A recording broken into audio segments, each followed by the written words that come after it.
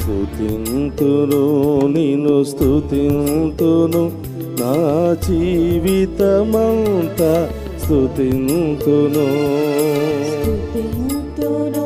నిన్ను స్తుతింతును అందరూ చప్పట్లు కూడా నా జీవితమంతా స్తుతింతును స్తుతింతును నిన్ను స్తుతింతును నా జీవితమంతా స్తుతింతును స్తుతింతును నిన్ను స్తుతింతును నా జీవితమంతా స్తుతింతును రాజ్యము నీదే బలము నీదే మహిమయు నీదే యేసయ్యా రాజ్యము నీదే బలము నీదే మహిమయు నీదే యేసయ్యా స్తుతింతును నిన్ను స్తుతింతును నా జీవితమంతా స్తుతింతును స్తుతింతును నిన్ను స్తుతింతును నా జీవితమంతా స్తుతింతును సదా నీతో ఉన్నానని పలికిన నిన్ను స్తుతింతును సదా నీతో ఉన్నానని పలికిన నిన్ను స్తుతింతును సదా నీతో ఉన్నానని పలికిన నిన్ను స్తుతింతును సదా నీతో ఉన్నాడని పలికిన నిన్ను స్తుతింతును ఎన్నడును నిన్ను విడువనని నుడివిన నిన్ను స్తుతింతును ఎన్నడు నిన్ను విడువనని నుడివిన నిన్ను స్తుతింతును స్తుతింతును నిన్ను స్తుతింతును నా జీవితమంతా స్తుతింతును స్తుతింతును నిన్ను స్తుతింతును నా జీవితమంతా స్తుతింతును తల్లి నన్ను మరచినను మరువని నిన్ను స్తుతింతును తల్లి నన్ను మరచినను యేసు మరువని నిన్ను స్తుతింతును తల్లి నన్ను మరచినను మరువని నిన్ను స్తుతింతును తల్లి నన్ను మరచినను మరువని నిన్ను స్తుతింతును అనాథగా నిన్ను విడువనని పలికిన నిన్ను స్తుతింతును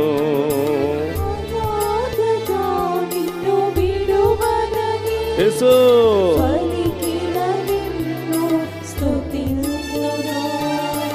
స్తుతింతును నిన్ను స్తుతింతును నా జీవితమంతా స్తుతింతును స్తుతింతును నిన్ను స్తుతింతును యేసు నా జీవితమంతా స్తుతింతును రాజ్యము నీదే బలము నీదే మహిమయు నీదే యేసయ్యా రాజ్యము నీవే బలము నీవే మహిమయు నీవే యేసయ్యా పాపుల రక్షింపవచ్చానని పలికిన నిన్ను స్తుతింతును పాపులను రక్షింపవచ్చాడని పలికిన నిన్ను స్తుతింతును పాపుల రక్షింపవచ్చానని పలికిన నిన్ను స్తుతింతును. పాపుల రక్షింపవచ్చాడని పలికిన నిన్ను స్తుతింతును. పరిశుద్ధులు దేవుని గాంచునని పలికిన నిన్ను స్తుతింతును.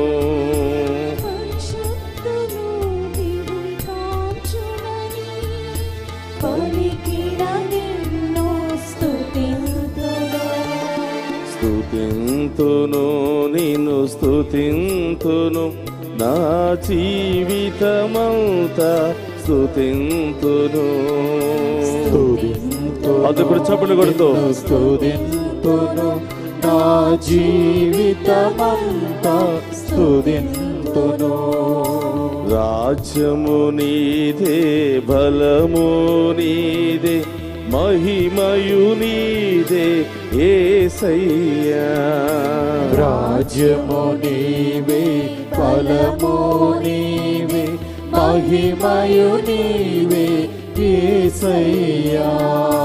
రాజ్యము నీదే, బలము నీదే, మహిమయు నీదే యేసయ్యా. రాజ్యము నీవే, అందరూ కూడా చప్పట్లతో మన మధ్యలో ఉన్న దేవుని ఆరాధించి మహిమపరుచుకుందాం. స్తుతింతుము నిన్ను స్తుతింతును నా జీవితమంతా స్తుతింతును. స్తుతింతును నిన్ను స్తుతింతును యేసు నా జీవితమంతా స్తుతింతును. స్తుతింతును నిన్ను స్తుతింతును నా జీవితమంతా స్తుతింతును. మన మధ్యలో ఉన్న యేసయ్యను అదివ్య సప్రసాద నాథుని స్తుతించి ఆరాధించుకుంటూ మహిమపరుస్తూ ఉండగా మన జీవితంలో గొప్ప కార్యాలు, అద్భుత కార్యాలు చేయమని ప్రత్యేకంగా ప్రార్థన చేద్దాం. నా జీవితమంతా స్తుతింతును. స్తుతింతును నిన్ను స్తుతింతును నా జీవితమంతా స్తుతింతును. నా జీవితమంతా స్తుతింతును. నా జీవితమంతా స్తుతింతును. నా జీవితమంతా స్తుతింతును. నా జీవితమంతా స్తుతింతును. హల్లెలూయా hallelujah hallelujah hallelujah hallelujah hallelujah hallelujah hallelujah hallelujah hallelujah hallelujah హల్లెలూయా. యేసయ్యా ప్రభు ఆరాధన. యేసయ్యా నీకే ఆరాధన. అందరూ కూడా మోకరించి మన మధ్యలో ఉన్నటువంటి దేవుని,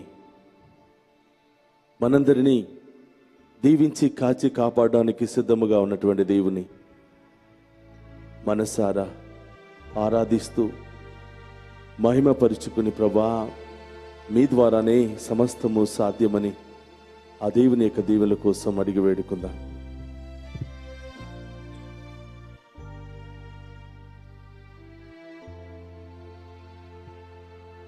పరిశుద్ధ పరమదివ్య సప్రసాదమునకు సదాకాలం ఆరాధనయం స్తుతి స్తోత్రవం నమస్కారం కలుగునుగాక. పరిశుద్ధ పరమదివ్య సప్రసాదమునకు సదాకాలం ఆరాధనయం స్తుతి స్తోత్రవం నమస్కారవం కనుగొనుగాక. పరిశుద్ధ పరమదివ్య సప్రసాదమునకు సదాకాలం ఆరాధనయం స్తుతి స్తోత్రవం నమస్కారవం కలుగునుగాక. హల్లెలూయా హల్లెలూయా హల్లెలూయా.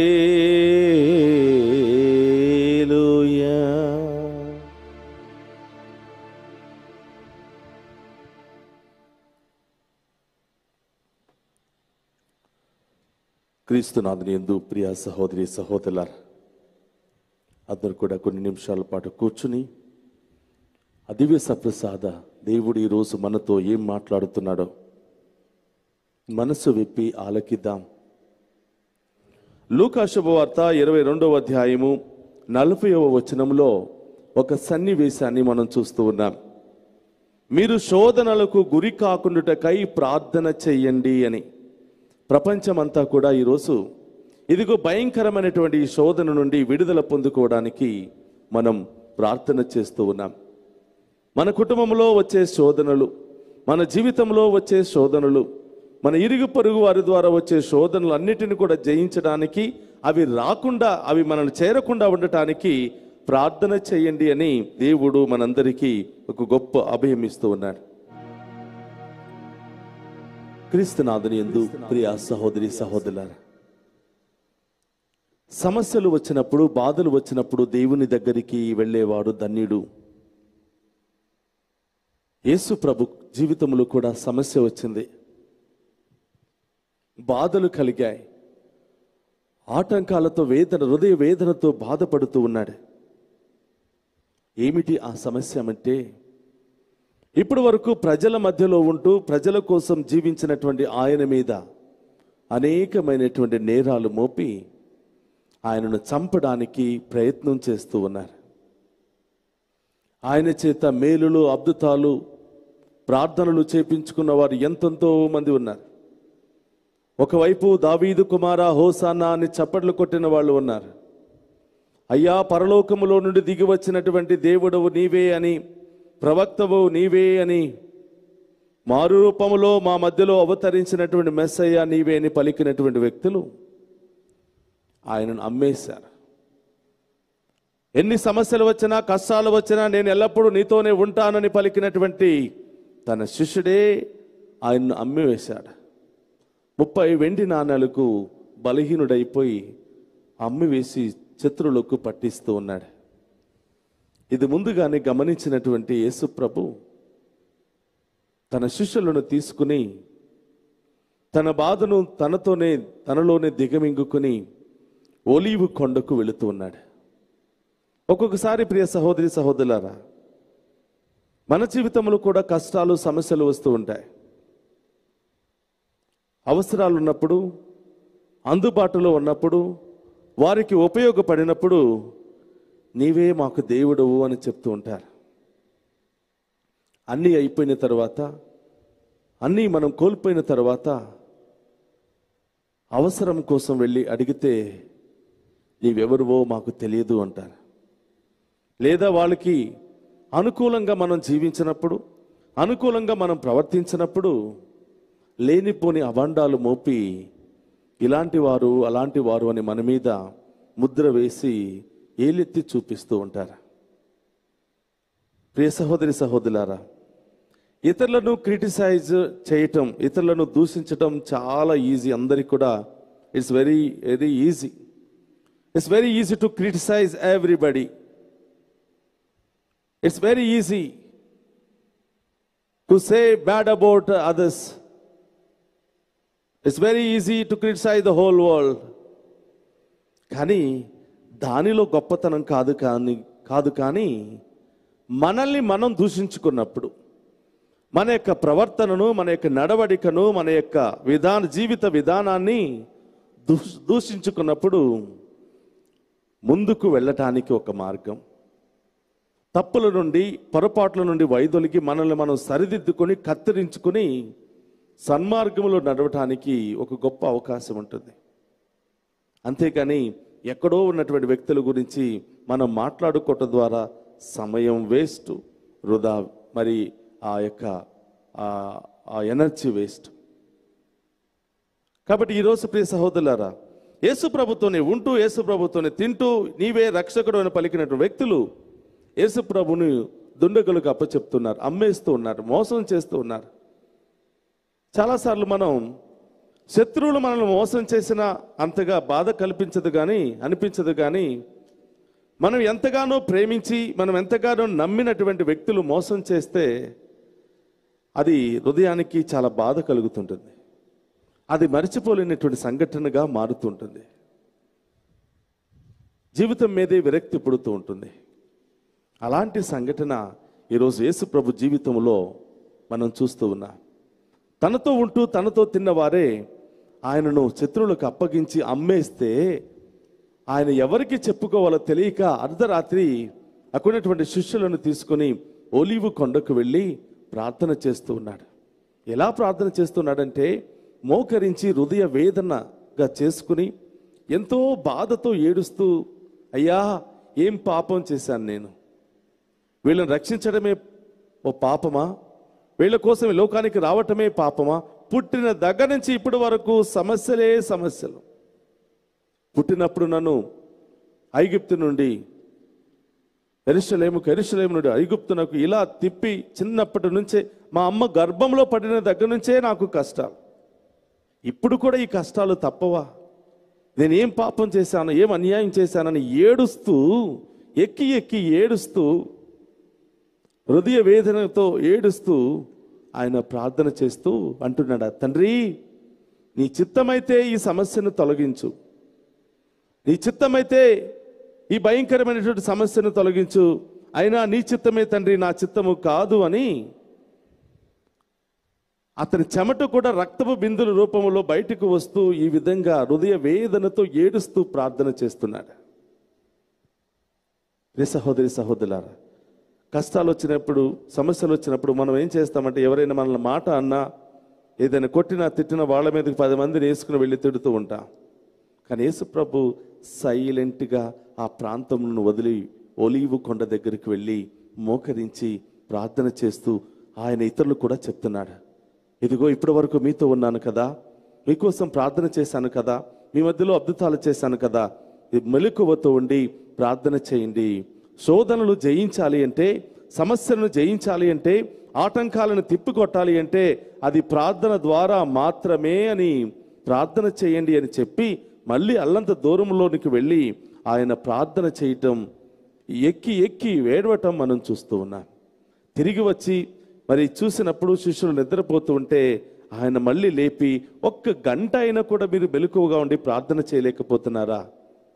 2 విశ్వాసముతో మెలకువతో ప్రార్థన చేయండి, ప్రార్థన చేసినప్పుడే ఈ సమస్య తొలగిపోతుందని యేసు ప్రభు ఏడుస్తున్నాడు. దేవుడే ఒక ప్రణాళిక చేత ఈ లోకానికి వచ్చినటువంటి దేవుడే, ఈ లోకాన్ని రక్షించుకోవడానికి వచ్చినటువంటి దేవుడే అన్ని బాధలు వేదనలు అనుభవిస్తూ సమస్య వచ్చినప్పుడు పరిగెత్తుకుని తండ్రి దేవుని దగ్గరికి వెళుతూ ఉంటే మట్టిలో పుట్టి దేనికి పనికి రానటువంటి మనం, గడ్డి పువ్వు లాంటి మనం, మంచు పొగ లాంటి మనం, నీటి బుడగ లాంటి మనం, ఎప్పుడు పగిలిపోతామో ఎప్పుడు మాయమైపోతామో గ్యారంటీ లేనటువంటి మనం ప్రార్థన చేయటం తగదా? దేవుని మీద ఆధారపడటం తగదా? అందును కూడా ఆత్మ పరిశీలన చేసుకోవాలి. కాబట్టి ప్రియ సహోదరి సహోదరులారా, సమస్యలు వచ్చినప్పుడు ఓడిపోకుండా, సమస్యలు వచ్చినప్పుడు పారిపోకుండా, మనల్ని ఎవరైనా ఇష్టానుసారంగా మాట్లాడుతూ ఉంటే, లేనిపోని నిందలు అవమానాలు వేస్తూ ఉంటే మనం ఓడిపోయి బెదిరిపోయి వాళ్ళను దూషించకుండా వాళ్ళ కోసం ప్రార్థన చేయాలి, మన కోసం ప్రార్థన చేయాలి, ప్రపంచ శాంతి కోసం ప్రార్థన చేయాలి. Praise the lord. Hallelujah, hallelujah, hallelujah. నిర్గమకాండము 34వ అధ్యాయము 28వ వచనంలో ఇంకొక సమస్యను మనం చూస్తూ ఉన్నాం. నిర్గమకాండము 34వ అధ్యాయము 28 నుంచి కనుక మనం చూసినట్లయితే ఒక గొప్ప సమస్య ఇక్కడ వచ్చి పడింది.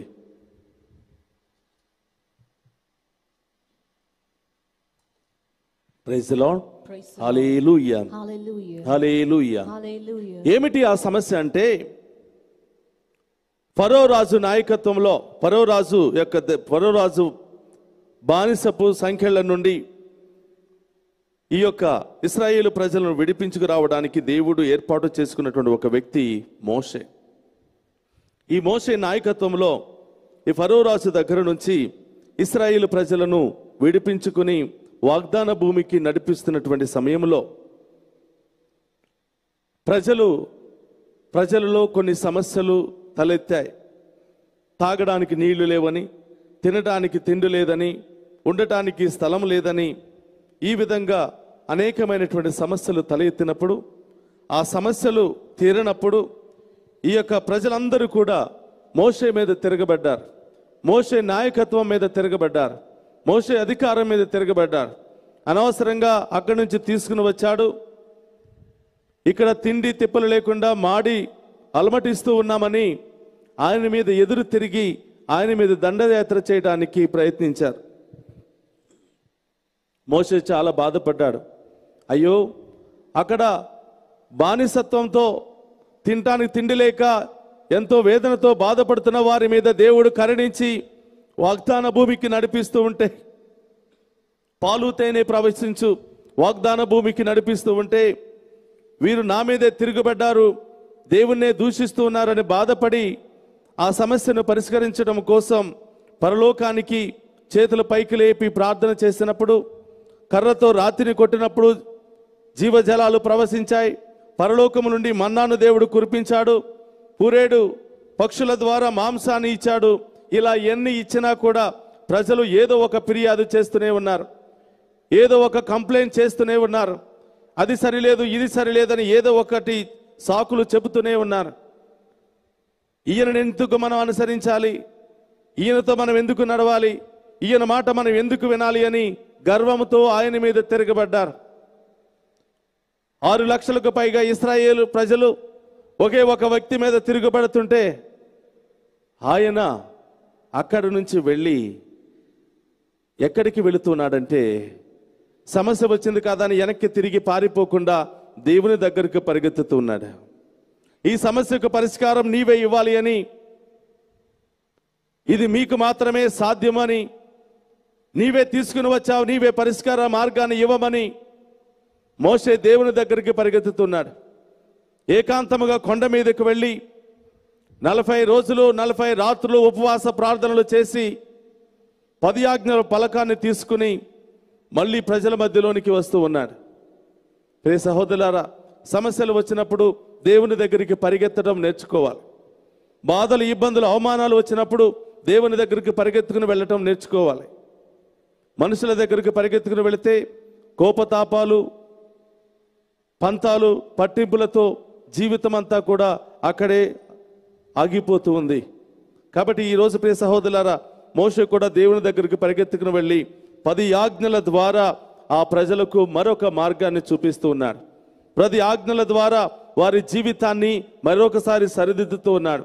10 ఆజ్ఞల ద్వారా మరొకసారి వాళ్లను ఐకమత్యము చేసి ఒకే బాటలో నడిపించడానికి ప్రయత్నం చేస్తూ ఉన్నారు. సమస్యలు వచ్చినప్పుడు దేవుని దగ్గరికి పరిగెత్తుకుని వెళ్ళినప్పుడు దేవుడు కూడా మనందరికీ పరిష్కార మార్గాన్ని దయచేస్తూ ఉంటాడు. అందరూ కూడా మోకరించి ఈ దివ్య పూజ, ఈ యొక్క ఆరాధనలో ఆ దివ్య సప్రసాద దేవుని యొక్క దీవెనలు మనందరి మీద, మన కుటుంబాల మీద కుమ్మరించబడాలి అని, ఈ ధూపము ద్వారా మన ప్రార్థనలన్నీ కూడా దేవుని చేరుకోవాలని విశ్వాసముతో ప్రార్థన చేద్దాం. ఒక్క నిమిషం కళ్ళు మూసుకుని, ఇంకా మీ వ్యక్తిగత ఉద్దేశాలు ఏమైనా ఉన్నట్లయితే ప్రభుకు సమర్పించండి. ఆ గొప్ప దేవుని ఆరాధించుకుందాం.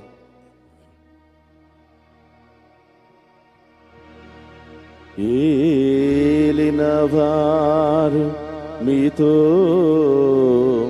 ఉండునుగాక, మీ ఆత్మతోను ఉండునుగాక. సర్వశక్తి గల సర్వేశ్వరుడు పితా, పుత్ర, పవిత్రాత్మ మనందరిని శాంతితోను సమాధానముతోను ఆయుధారోగ్యాలతోను సదా దీవించునుగాక. ఆమేన్. ఆరాధన ఆరాధన తండ్రి ఆరాధన.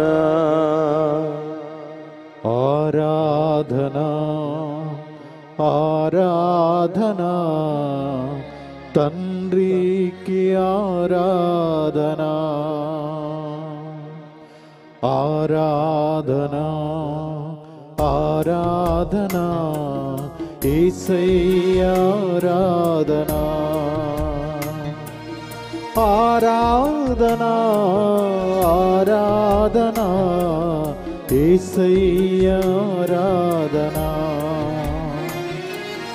ఆరాధనా ఆరాధనా యేసయ్య ఆరాధనా.